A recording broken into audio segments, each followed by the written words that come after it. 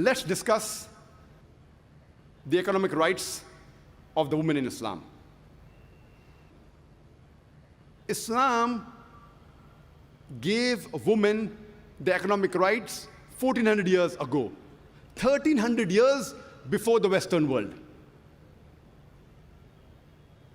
When the Quran was revealed at the advent of the Prophet Muhammad sallallahu alaihi wasallam, any adult woman, whether married or unmarried, she was allowed to own or disown the property without the permission of anyone else.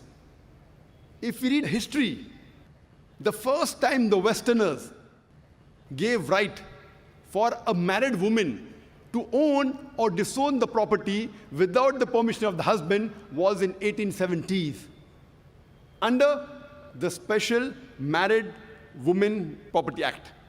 And this Special Women's Marriage Property Act was further revised in 1882 and 1897.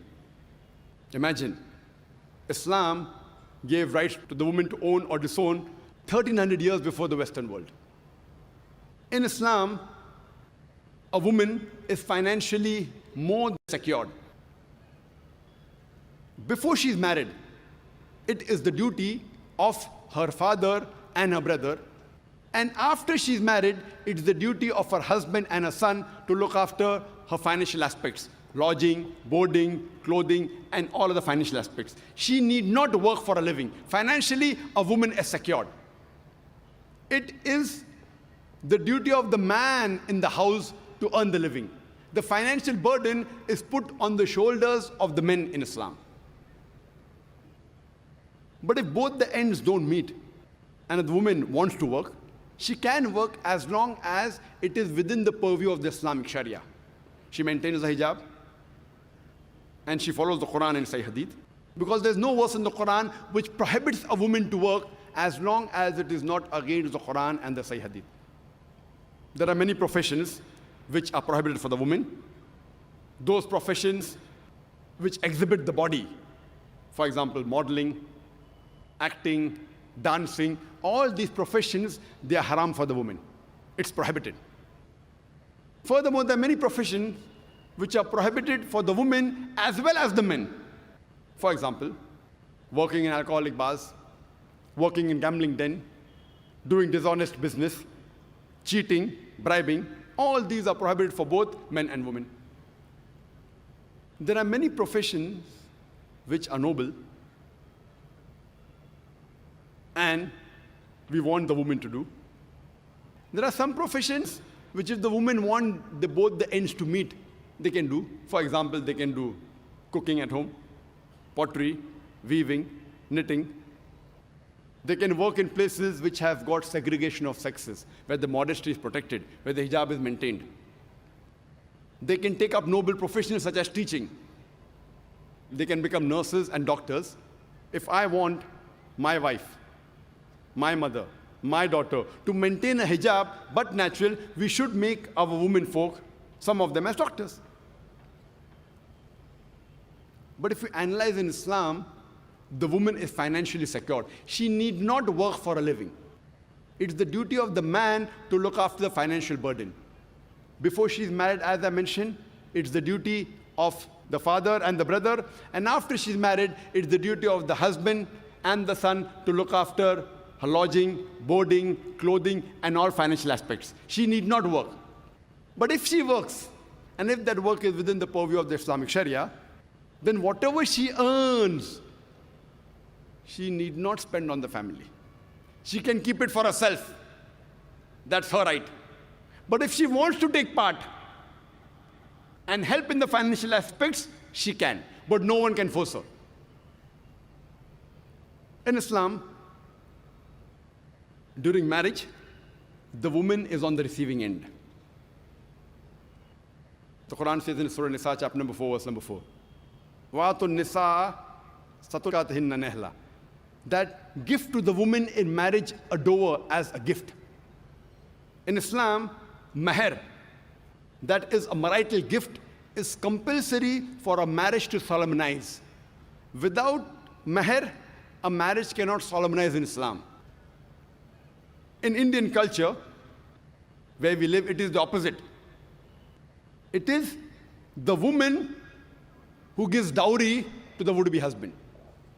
In Islam, it's opposite.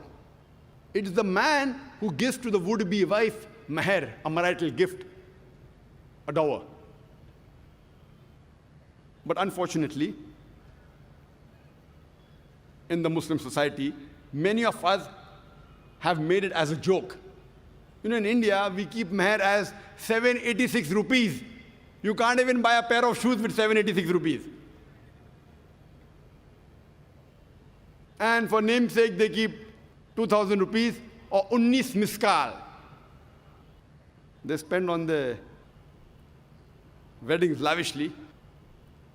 They may keep the nikah in the mosque for namesake, but a walima on a big ground, spending lakhs of rupees, millions of rupees, and they want to keep a mahr as 786. They want to make a mockery of Islam. The Indian culture, unfortunately, some of the Muslims, they are being influenced by the Indian culture. You know, in Indian culture, it is the woman that gives the dowry to the would-be husband.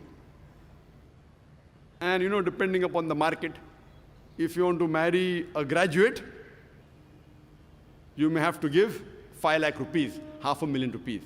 If you want to marry an engineer, you have to give 10 lakh rupees, 1 million rupees. If you have to marry a doctor, you may have to give 50 lakh rupees, 5 million rupees, as though herds and cattle are being sold in the marketplaces.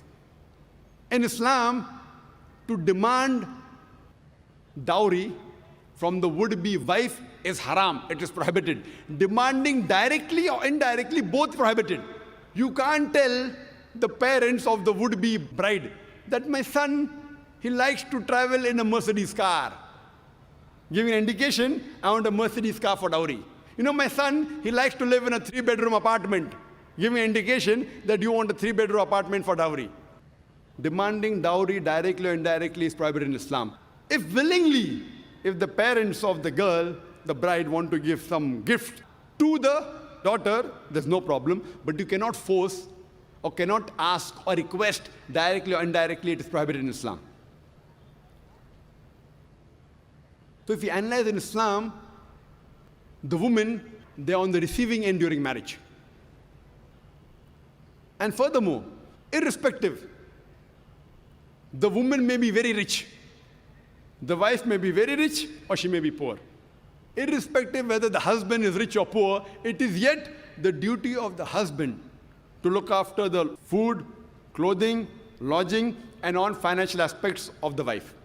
He cannot say, okay, my wife is rich, I'm poor, yet it is his duty. Furthermore, just in case, if divorce takes place, or if a woman gets widowed, she gets maintenance for the idda period, for the waiting period. And if she's pregnant, it extends till she gives delivery of the child, till she gives birth of the child. And if the child is born, she even gets financial support till the child grows up.